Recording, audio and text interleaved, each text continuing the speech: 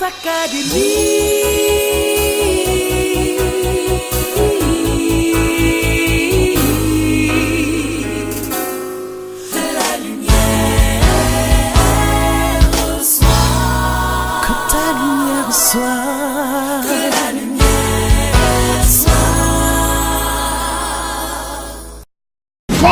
de temps vas-tu passer entre le jour et la nuit, les ténèbres et la lumière? Ma Bible me dit qu'il n'y a pas de commune mesure entre les ténèbres et la lumière, entre les esprits méchants et l'Esprit Saint, l'Esprit de Dieu. Il faut que tu saches choisir.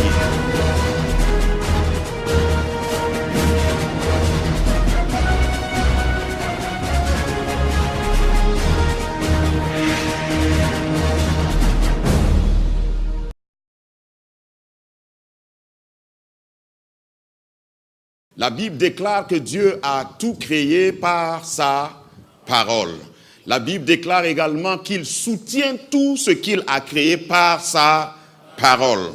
Alors pendant que je prêche que ce qui n'existe pas soit créé par la parole dans ta vie, que ce qui a été déjà créé par la parole de Dieu dans ta vie soit soutenu par la parole de Dieu.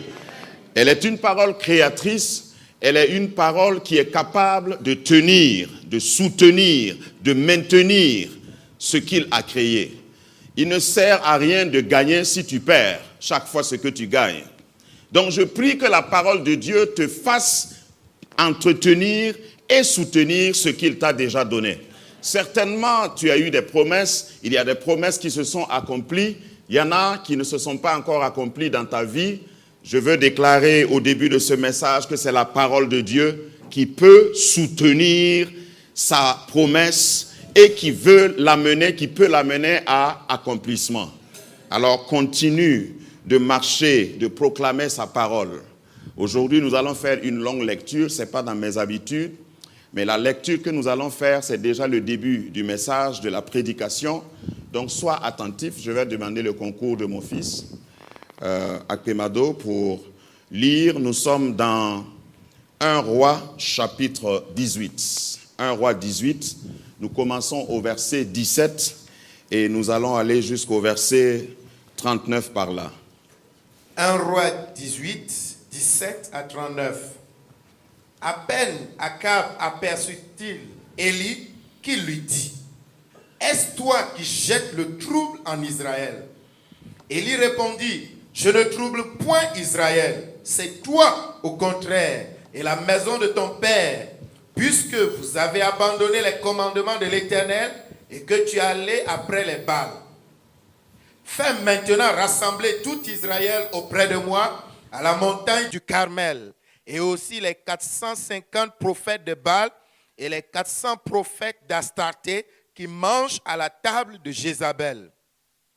Akab envoya des messagers vers tous les enfants d'Israël et il rassembla les prophètes à la montagne du Carmel.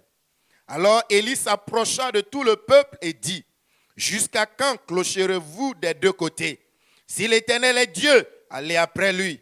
Si c'est Baal, allez après lui. Le peuple ne lui répondit rien. Et Élie dit au peuple: Je suis resté seul des prophètes de l'Éternel et il y a 450 prophètes de Baal.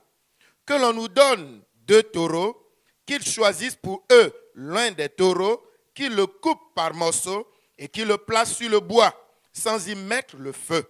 Et moi, je préparerai l'autre taureau et je le placerai sur le bois, sans y mettre le feu. Puis, invoquez le nom de votre Dieu, et moi, j'invoquerai le nom de l'Éternel. Le Dieu qui répondra par le feu, c'est celui-là qui sera Dieu. Et tout le peuple répondit en disant: C'est bien. Élie dit au prophète de Baal: Choisissez pour vous l'un des taureaux, préparez-le les premiers, car vous êtes les plus nombreux, et invoquez le nom de votre Dieu, mais ne mettez pas le feu. Ils prirent le taureau qu'on leur donna et le préparèrent, et ils invoquèrent le nom de Baal depuis le matin jusqu'à midi en disant: Baal, réponds-nous. Mais ni voix, ni réponse. Et ils sautaient devant l'autel qu'ils avaient fait. On ne dit pas Baal, on dit Baal. Ils prirent le taureau qu'on leur donna et le préparèrent. et ils invoquaient le nom de Baal depuis le matin jusqu'à midi en disant « Baal, réponds-nous !» Mais ni voix, ni réponse. Yeah. Et ils sautaient devant l'autel qu'ils avaient fait. À midi, Élie se moqua d'eux et dit « Criez à haute voix, puisqu'il est Dieu, il pense à quelque chose. Yeah. Ou il est occupé, ou il est en voyage. Ça, c'est quel Peut-être Dieu? qu'il dort et il se réveillera. » Et ils criaient à haute voix. Et ils se firent selon leur coutume des incisions avec des épées et avec des lances jusqu'à ce que le sang coulât sur eux. Lorsque midi fut passé, ils prophétisèrent jusqu'au moment de la présentation de l'offrande. Mais il n'y eut ni voix, ni réponse, ni signe d'attention. Élie dit alors à tout le peuple, « Approchez-vous de moi. » Tout le peuple s'approcha de lui. Et Élie rétablit l'autel de l'Éternel qui avait été renversé. Il prit 12 pierres d'après le nombre des tribus des fils de Jacob, auxquels l'Éternel avait dit, « Israël sera ton nom. » Et il bâtit avec ces pierres un autel au nom de l'Éternel. Il fit autour de l'autel un fossé de la capacité de 2 mesures de semences. Il arrangea le bois, coupa le taureau par morceaux et le plaça sur le bois. Tout ça lui seul. Hein? Puis il dit, remplissez d'eau 4 cruches et versez-les sur l'holocauste et sur le bois. Il dit, faites-le une seconde fois. Et il le fit une seconde fois. Il dit, faites-le une troisième fois. Et il le fit une troisième fois. L'eau coula autour de l'autel et l'on remplit aussi d'eau le fossé. Au moment de la présentation de l'offrande, Élie, le prophète, s'avança et dit, Éternel Dieu d'Abraham, d'Isaac et d'Israël, que l'on sache aujourd'hui que tu es Dieu en Israël, que je suis ton serviteur et que j'ai fait toutes ces choses par ta parole. Réponds-moi, Éternel, réponds-moi, afin que ce peuple reconnaisse que c'est toi, Éternel, qui es Dieu, et que c'est toi qui ramènes leur cœur. Et le feu de l'Éternel tomba. Yes. Et il consuma l'holocauste, le bois, les pierres et la terre. Yes. Et il absorba l'eau qui était dans le fossé.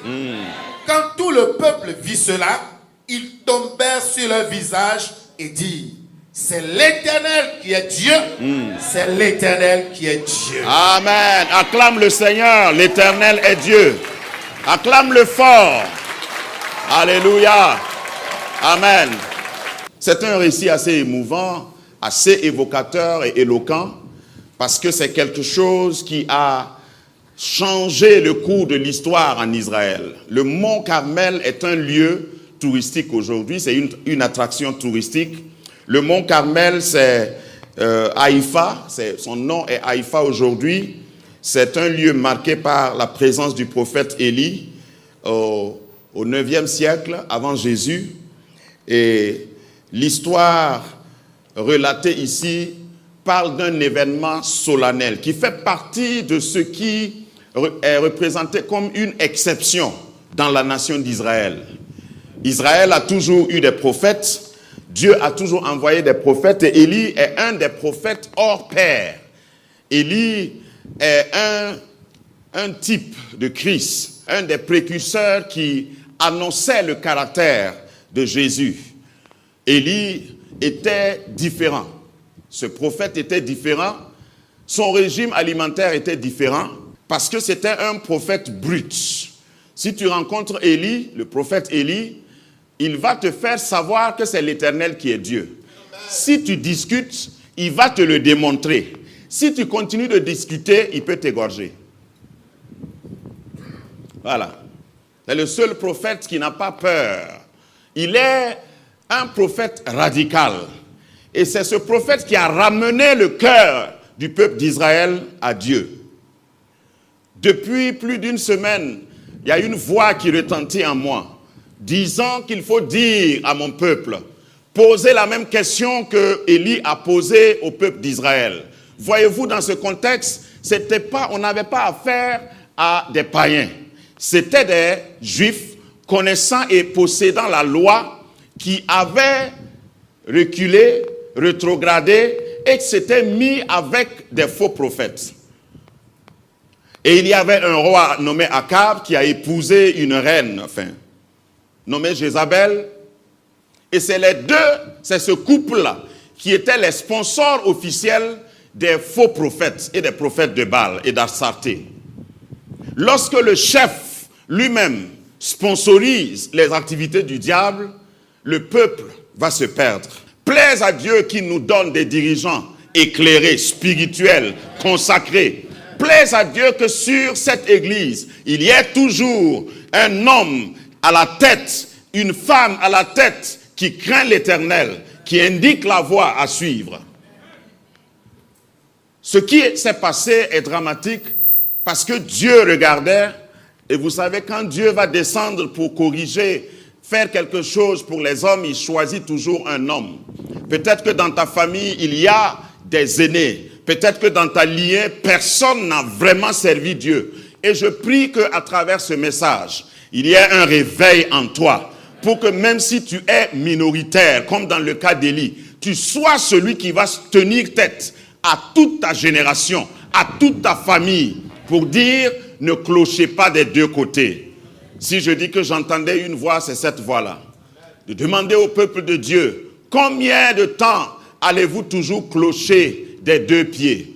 Un pied à gauche, un pied à droite, un pied dedans, un pied dehors. Quand est-ce que tu vas te consacrer entièrement pour appartenir à l'Éternel? Parce que si c'est l'Éternel qui est Dieu, sers-le de tout ton cœur, sers-le de toute ta force. Si c'est Baal, si c'est les marabouts, si c'est la tradition, si c'est parce que Baal et Astarté ici, ça représente tout ce que tu peux mettre au même niveau que Dieu. L'idolâtrie, c'est simplement adorer quelque chose au même titre que Dieu, même pas plus que Dieu. Si tu mets quelque chose à côté de Dieu, si tu compares dans ta vie, si tu donnes la priorité à deux choses dans ta vie, c'est de l'idolâtrie. La priorité doit revenir entièrement, totalement dans ta vie à l'Éternel Dieu. Grâce Académie, une vision, une plateforme, un cadre d'expression et d'épanouissement pour tout l'homme. Une ambassade du royaume de Dieu. Un peuple d'adorateurs, un centre multiracial, une église sans cloison avec pour seule passion vivre la réalité de l'évangile de Jésus-Christ.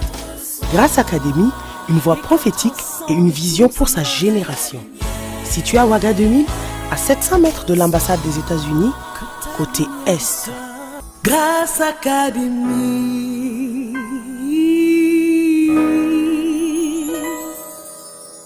Et il y a un choix à faire. Parce qu'à un moment de la vie, quand tu choisis de servir l'Éternel, tu vas avoir que des ennemis. Tu vas avoir que des opposants. Mais si l'Éternel est avec toi, tu seras comme Élie. Que l'onction qui était sur Élie repose sur quelqu'un qui est résolu comme Élie ce matin. Combien de temps allez-vous continuer de clocher? L'application de ce message, parce que je ne vais pas trop épiloguer sur Élie, vous savez tout ce qu'il a été. La Bible nous dit cependant qu'il était un homme comme nous, faible comme nous, un homme qui était victime des passions et des pulsions humaines. Mais il a prié.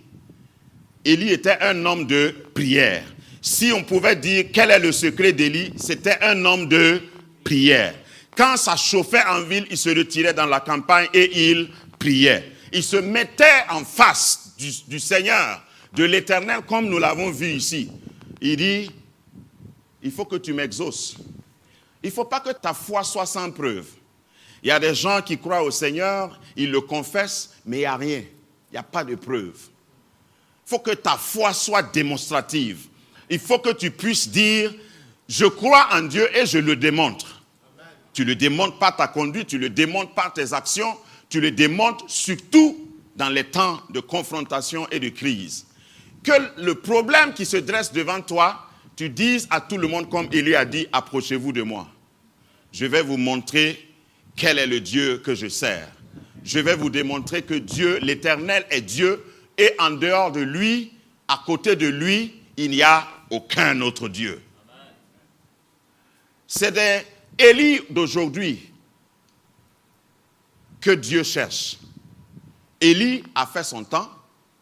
Et il n'est pas parti sans successeur. Vous connaissez son successeur. Il s'appelle Élisée. Donc, si tu as réussi, tu dois réussir et ta mort doit être aussi une réussite. Élie n'est pas mort, il a été enlevé. C'est un gars radical. Il fait partie de mes héros bibliques.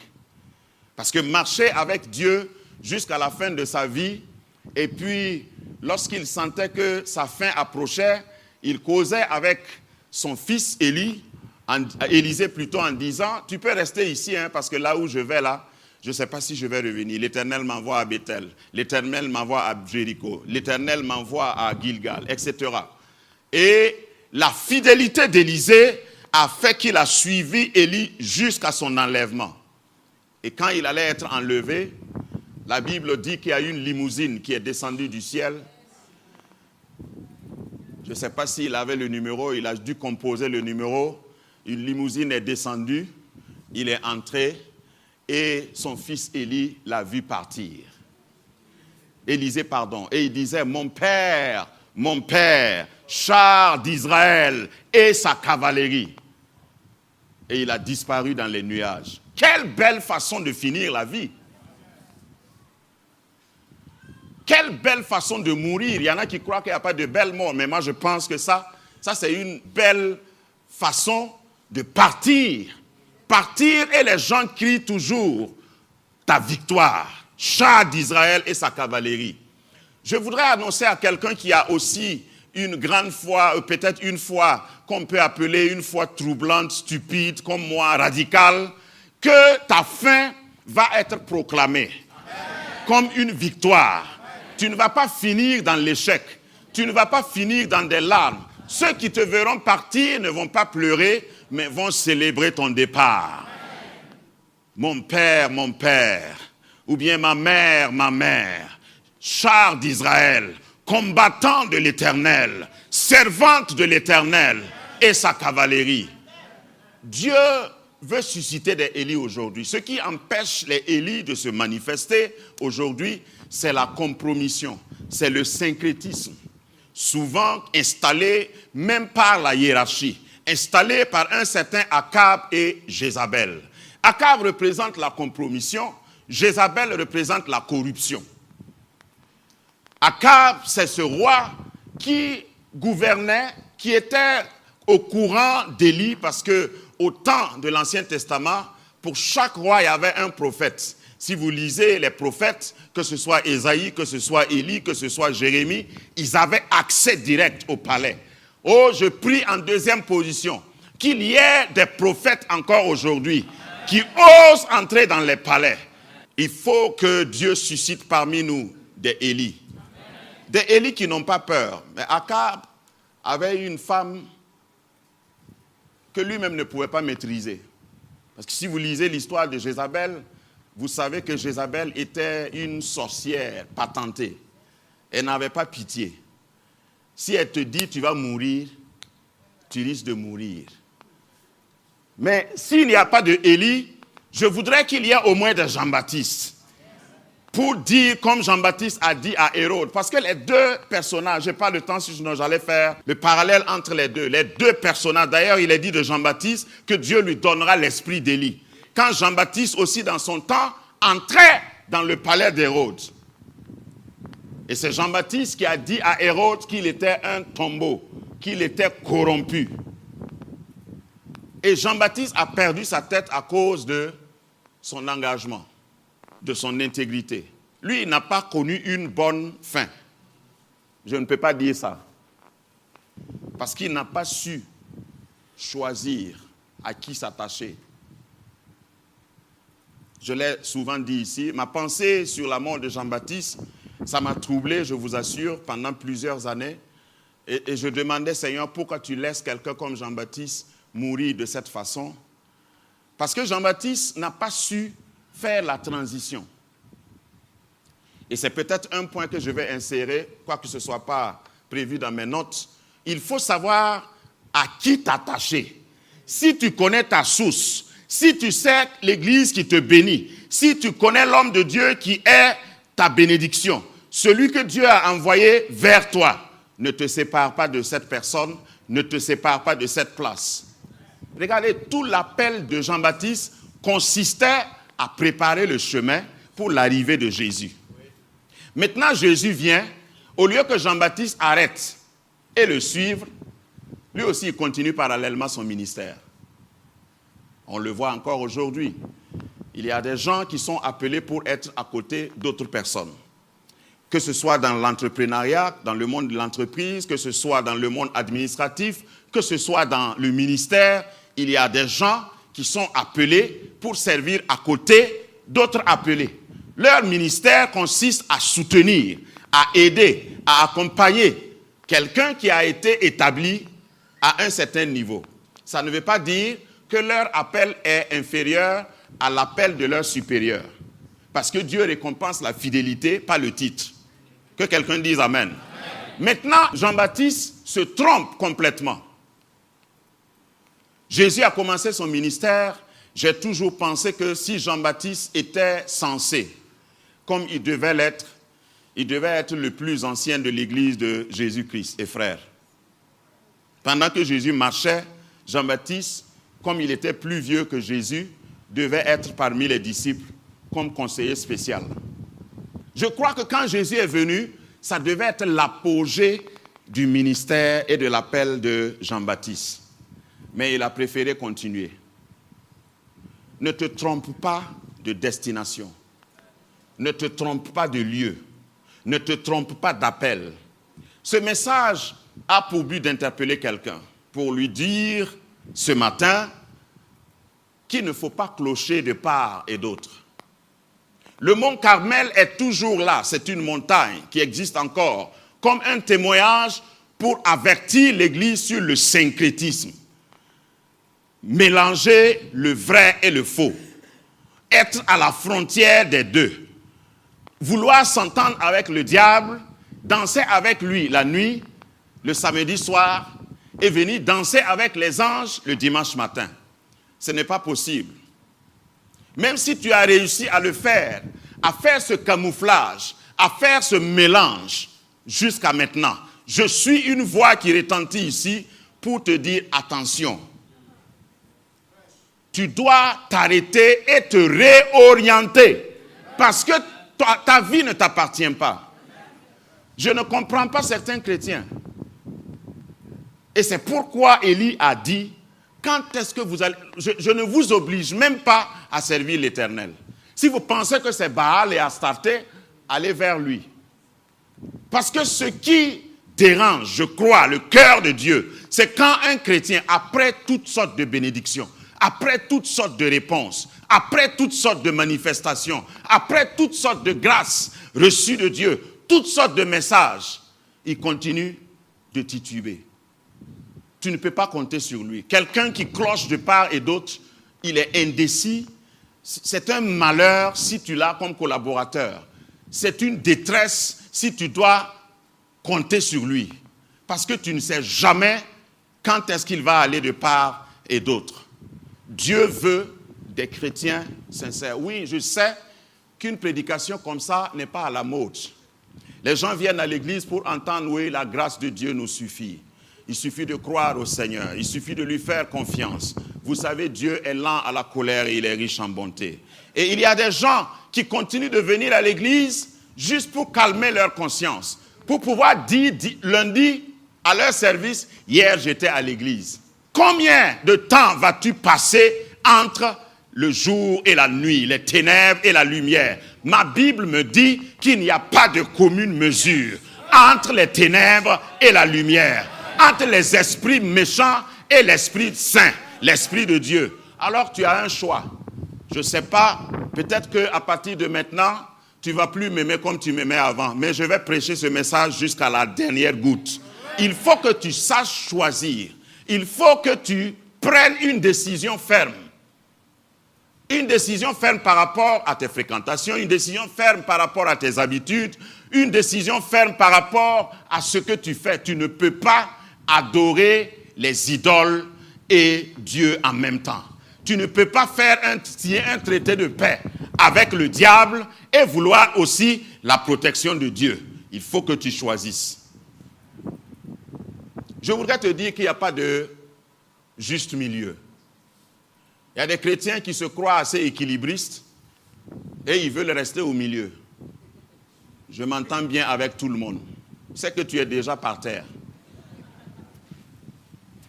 Moi, je suis un chrétien tolérant.